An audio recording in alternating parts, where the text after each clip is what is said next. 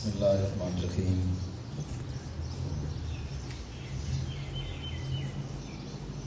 ذی الحج 1447 ہجری۔ ذی الحج اسلامی سال کا آخری مہینہ ہے اور سال 1447 محرم سے 1448 ہجری شروع ہو جائے گا۔ ذی الحج کے مہینے میں عید الاضحیٰ منائی جاتی ہے اور اس موقع پر دنیا کے سارے مسلمان جو صاحب استطاعت ہوں قربانی کرتے ہیں۔ یہ قربانی کیوں کی جاتی ہے، اس سوال کا جواب میں آپ بچوں کو دے رہا ہوں۔ ہمارے دین میں جو بھی کام کیا جاتا ہے، جو عبادت ہوتی ہے، اس کے پیچھے اس کی ایک روح ہوتی ہے، ایک فلسفہ ہوتا ہے، اس کا ایک مقصد ہوتا ہے۔ بغیر وجہ کے اللہ کی ذات اپنے بندوں کو کسی تکلیف میں نہیں ڈالتے۔ یہ قربانی ہم حضرت ابراہیم علیہ السلام کی یاد میں کرتے ہیں۔ حضرت ابراہیم علیہ السلام نے خواب میں دیکھا تھا کہ اپنے بیٹے کو ذبح کر رہے ہیں، اور اس کو وحی سمجھ کر آپ نے اس پر عمل کر دیا، لیکن اللہ نے اپنی رحمت سے اس بڑی آزمائش سے انہیں بچا لیا، اور حضرت اسماعیل علیہ السلام کی جگہ ایک دمبا ذبح ہو گیا، اور اسی قربانی کی یاد میں اس موقع پر دنیا کے سارے مسلمان قربانی کا جانور ذبح کرتے ہیں۔ اور اس قربانی کے پیچھے فلسفہ کیا ہے، آپ دیکھیں حضرت ابراہیم علیہ السلام کو اللہ نے وہ چیز قربان کرنے کے لیے کہی جو انہیں سب سے زیادہ پیاری تھی۔ ایک ہی بیٹا، وہ بھی بڑھاپے میں ملا۔ اولاد ویسے بھی انسان کو بہت عزیز ہوتی ہے، بہت اولاد سے پیار ہوتا ہے۔ آپ بچوں کو تو ابھی پتہ نہیں ہے، آپ کے ابو، آپ کی امی آپ سے کتنا پیار کرتے ہیں۔ تو اتنی پیاری چیز کو اللہ کی راہ میں قربان کر دینا، اس میں ہمارے لیے کیا سبق پوشیدہ ہے کہ اللہ کے دین کے لیے ہمیں جو چیز بھی قربان کرنا پڑ جائے، اس قربانی سے دریغ نہیں کرنا چاہیے، چاہے جان ہو، مال ہو، اولاد ہو، ہر چیز اللہ کے دین پر قربان کی جا سکتی ہے۔ اللہ کا دین اتنی قیمتی چیز ہے۔ آپ دیکھیں حضرت امام حسین رضی اللہ تعالیٰ عنہ نے، آپ کو پتہ ہے، اپنے آپ کو بھی اور پورے خاندان کو شہید کروا دیا۔ پتہ تھا کہ حکومت سے مقابلہ ہے، وقت کی حکومت سے، یزید سے۔ ایک طرف حکومت ہے اور ایک طرف صرف ایک چھوٹا سا خاندان ہے۔ اب بظاہر دنیا عقل کے لحاظ سے یہی کہے گی کہ اتنی بڑی طاقت سے ٹکر لینا کم عقلی ہے، لیکن عظمت کی راہ اور بڑائی کی راہ امام حسین رضی اللہ تعالیٰ عنہ نے اختیار کی، اور رہتی دنیا تک مسلمانوں کے لیے یہ سبق چھوڑ دیا کہ اللہ کے بندے باطل کے سامنے جھکتے نہیں ہیں۔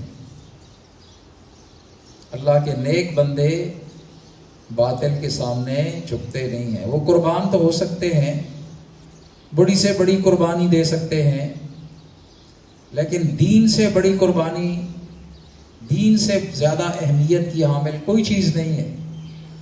امام حسین نے بھی جس مقصد کے لیے قربانی دی تھی وہ اللہ کا دین تھا۔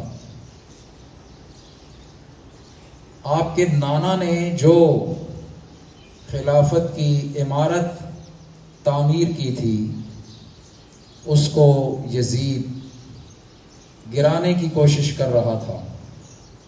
آپ کھڑے ہو گئے، آپ نے حق اور سچ کی بات کہی۔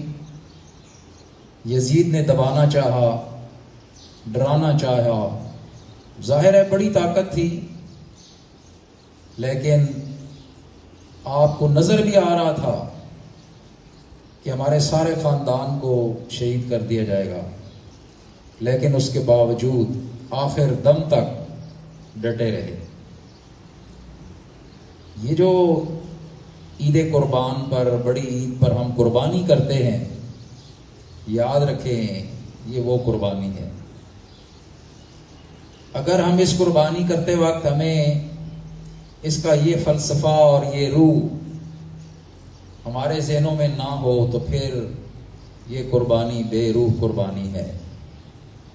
قربانی صرف جانور ذبح کرنے کا نام نہیں ہے، گوشت کھانے کا نام بھی نہیں ہے، اور اسی لیے احادیث میں آتا ہے کہ جو آدمی جس کی نیت ٹھیک نہ ہو قربانی کرنا ہو، اور اس کی نیت میں یہ ہو کہ میں گوشت کھانا ہے، یا کوئی اور نیت ہو تو اس کی قربانی نہیں ہوتی ہے۔ قربانی صرف اللہ کے لیے کرنی ہے، اللہ کو راضی کرنے کے لیے، اور اس جذبے کے ساتھ کہ اللہ کا دین قربانی مانگتا ہے، اور اللہ کے دین کے لیے جو بھی قربانی جس وقت بھی ضرورت ہو مسلمانوں کے لیے لازم ہے کہ وہ قربانی دے دیں۔ جان کی قربانی ہو، وقت کی بھی قربانی ہوتی ہے، مال کی بھی قربانی ہوتی ہے۔ آپ کی سب سے قیمتی چیز اولاد ہوتی ہے، اولاد کی قربانی بھی اگر اللہ کے دین کے لیے دینا پڑ جائے تو اس کے لیے بھی پیچھے نہیں ہٹنا چاہیے۔ یہ عید قربان میں ہمارے لیے یہ پیغام ہے۔ قربانی کرتے وقت ہمارے ذہنوں میں یہ میسج رہنا چاہیے، تب تو قربانی کرنے کا فائدہ بھی ہے اور ثواب بھی ہے۔ اور ایسی قربانی کے لیے حدیث میں آتا ہے کہ جب جانور ذبح ہوتا ہے اس کا خون زمین پر گرنے سے پہلے قربانی کرنے والوں کے سارے گناہ معاف ہو جاتے ہیں۔ کتنی بڑی بات ہے۔ اور ایک حدیث میں آتا ہے، اس کا مفہوم ہے کہ جانور کے جسم پر جتنے بال ہوتے ہیں اتنے گناہ معاف ہو جاتے ہیں۔ اب آپ دیکھ سکتے ہیں کہ جانور کے جسم پر کتنے بال ہوتے ہیں، ہمارے گناہ بھی بلا شبہ بہت زیادہ ہیں۔ تو یاد رکھنا ہے اس قربانی کے فلسفے کو، اس کی روح کو۔ Period 1 stars. Attention please. Period 1 stars. سمجھنا بہت ضروری ہے، اور آپ کو یہ بات کوئی نہیں بتائے گا جو آج میں آپ بچوں کو بتا رہا ہوں، یہ بات کوئی نہیں بتائے گا، اس لیے کہ ہم نے اپنے دین کو سمجھا ہی نہیں ہے۔ بہت بڑی بدقسمتی ہے ہماری، ہم نے اپنے دین کو نہیں سمجھا، ہم نے دین کو رسومات تک چھوڑ دیا، رسموں میں دین کو ہم ڈھونڈتے ہیں، دین کی روح کو نہیں سمجھتے، دین کی اسپرٹ کو نہیں سمجھتے، اور جو ہماری عبادات ہیں ان کی روح کو بھی ہم نہیں سمجھتے۔ اس لیے جو باتیں میں نے آپ کو بتائی ہیں یہ یاد رکھنی ہے کہ عید الاضحیٰ کے موقع کے اوپر جو قربانی ہے یہ ہمیں کیا درس دیتی ہے کہ اللہ کے دین کے لیے جب بھی جس طرح کی قربانی بھی دینی پڑے اس قربانی کے لیے ہمیں تیار رہنا چاہیے۔ اللہ تعالی ہمیں عمل کی توفیق عطا فرمائے۔